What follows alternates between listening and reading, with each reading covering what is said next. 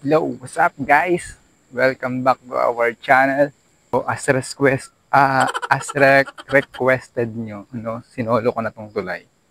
So, andito tayo ngayon. Solo natin to, solo flight.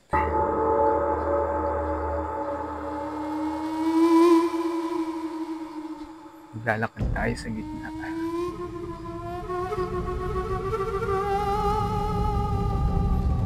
Ito yung dulo ng tulay.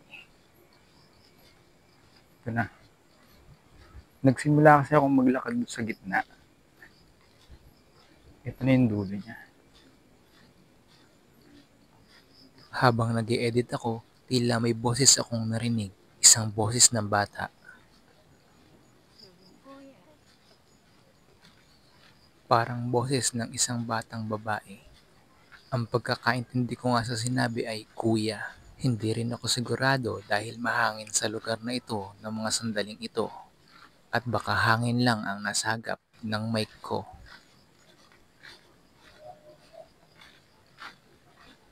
Ito yung dulo guys. Tapos doon sa dulo na yon, may cemetery doon. So babalik na tayo.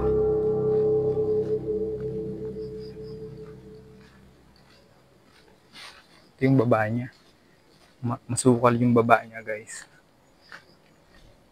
Pakasukal. Naulan pa.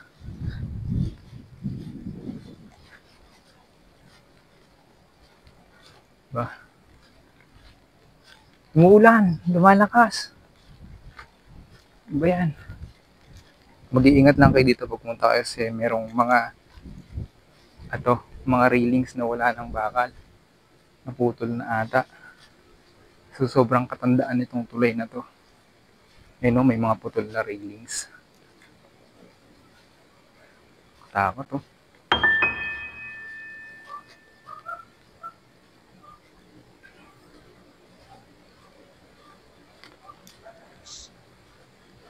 Muulan na.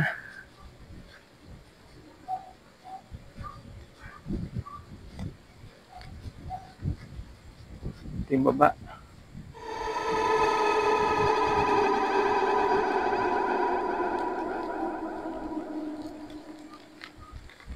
Ang lakas na ng ulan. Sa tuwing i-vlog ko ang lugar na ito ay lagi akong inuulan. Kahit maghapon namang maganda ang panahon. Ang plano ko pa nga rito ay mag-ghost tube ako sa gitna ng tulay. Ngunit hindi ko na nagawa dahil palakas ng palakas ang buhos ng ulan.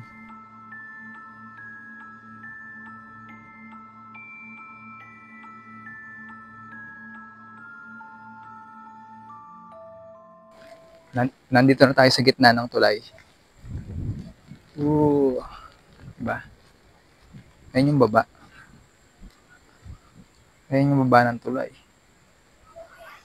Masyadong kita eh.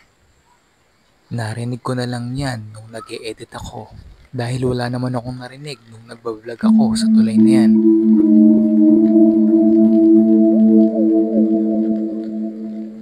Bababa sana tayo dun.